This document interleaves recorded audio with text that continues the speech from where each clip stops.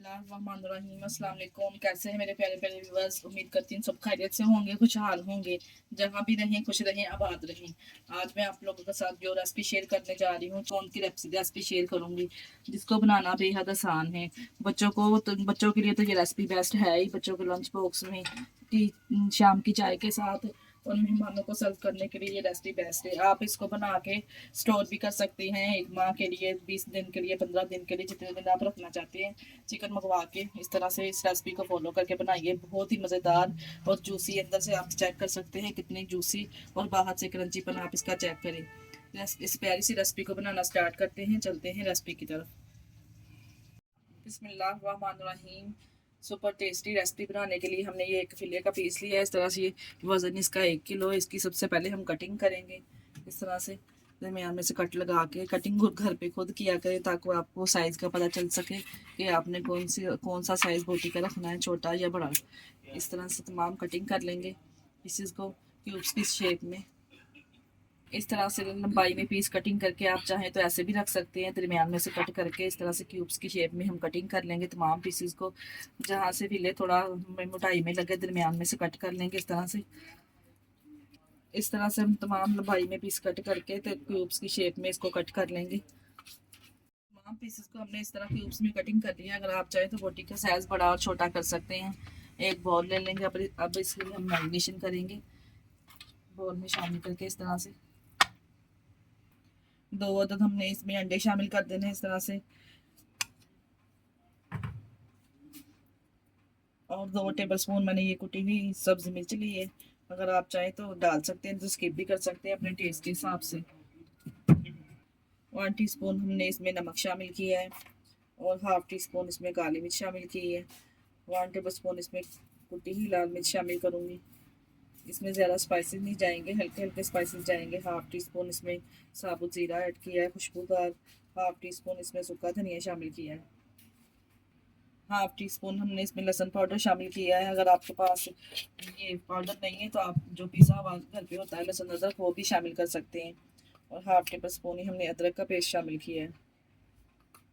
2 हमने नींबू लेके इसका रस निकाल के इस तरह से इसमें शामिल कर दिया है। 2 टेबल स्पून बनेगा ये। और तो अच्छे से मिक्स करेंगे हाथ की मदद से या चम्मच की मदद से। आप मिक्स कर लीजिए इस तरह से और 1 घंटे के लिए इसको मैरिनेशन करने के लिए छोड़ देंगे। अगर अच्छे से हमने इसको मिक्स कर लिया है और ये 2 टेबलस्पून मैंने इसमें कॉर्नफ्लोर ऐड किया है। ये बाइटिंग का काम करेगा और चिकन को भी क्रंचीपन लेके आएगा इसमें। ये भी डाल के हमने मिक्स कर लेना इस तरह से और 1 घंटा के लिए इसको मैरिनेशन के लिए रख देंगे। अगर आप चाहें तो ओवरनाइट भी रख सकते हैं, ज़्यादा टेस्टी चिकन बनेगा इस तरह। ऊपर से कवर करके इसको किचन काउंटर पे भी रख देंगे या फ्रिज में रख सकते हैं 1 घंटे के लिए। चुका है चिकन को देखा जी। अब इसको मिक्स करेंगे अच्छे से और ब्रेड क्रम्स लगाएंगे, इसको कोट करेंगे ब्रेड क्रम्स में। अब हम इस तरह से चिकन का एक एक पीस उठाएंगे और ब्रेड क्रम्स में अच्छे से कोट करेंगे इसको। और एक एक पीस हमने इस तरह से ट्रे में लगाते जाना। इसी स्टेज पे हम, अगर आप चाहें तो इसको हम फ्रीज भी कर सकते हैं इस तरह से। एक एक पीस को हमने इसी तरह उठाना है, ब्रेड क्रम्स में कोट करते जाएंगे जी। एक एक करके हमने तमाम पीसेस को ब्रेड क्रम्स में कोट कर लिया इस तरह से।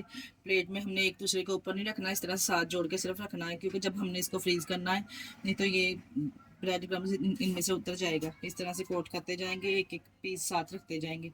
अगर ये थोड़ा ठंडा हो जाएंगे तो फिर किसी भी जिपलॉक बैग में या किसी एयर टाइप कंटेनर डाल के आप फ्रीज कर सकते हैं। बच्चों के लिए आपको पता है ये बेस्ट रेसिपी है।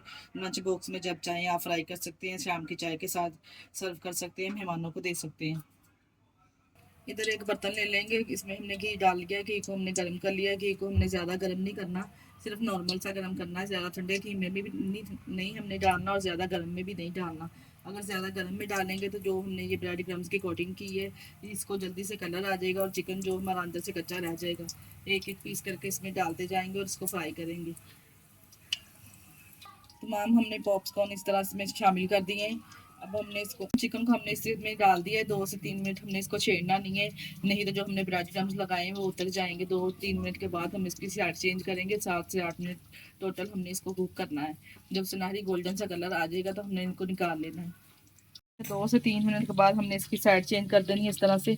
देखिए माशाल्लाह से सुनहरी गोल्डन सा कलर आना इसको स्टार्ट हो चुका है और ज़रा भी देखिए ब्रेड क्रम्स इसके ऊपर से नहीं उतरा। इस तरह से अगर हम पहले नहीं इसको छेड़ेंगे तो ब्रेड क्रम्स ज़रा भी उतरेगा नहीं इसमें से, तमाम पीसेस की इस तरह से साइड चेंज कर देंगे। ये देखिए दोनों साइडों से अच्छे से कुक हो चुका है, अच्छे से कलर आ चुका है। अब हम इसको निकाल लेंगे। आप चेक कर सकते हैं कितने ज़बरदस्त ये तैयार हुए हैं माशाल्लाह से। तब हमें इसको फ्राई करने में 7 से 8 मिनट टोटल लगे हैं। एक ट्रे में इसको निकाल लेंगे इस तरह से, और बाकी के तो जो तमाम चिकन है वो भी इसी तरह से हम फ्राई कर लेंगे। माशाल्लाह से ये लीजिए चिकन पॉपकॉर्न हमारे माशाल्लाह से रेडी है। 1 किलो चिकन में देखिए हमने ढेर सारे पॉपकॉर्न तैयार किए हैं। आपको मैं एक पीस तोड़ के भी दिखाती हूँ। माशाल्लाह से देखें अंदर से कितने सॉफ्ट और जूसी से चिकन तैयार हुआ है। इस रेसिपी को आप भी ज़रूर फॉलो कीजिए। केचप के साथ आप इंजॉय कीजिए, आपकी फैमिली आपके बच्चों को बना के दीजिए। ये रेसिपी बहुत पसंद आने वाली है। इसके साथ ही हमें दीजिए इजाज़त। अपना बहुत सारा ख्याल रखिएगा और हमें दुआ में याद रखिएगा। हमारे चैनल को लाइक और सब्सक्राइब करना ना भूलिएगा। ओके, अल्लाह हाफिज़।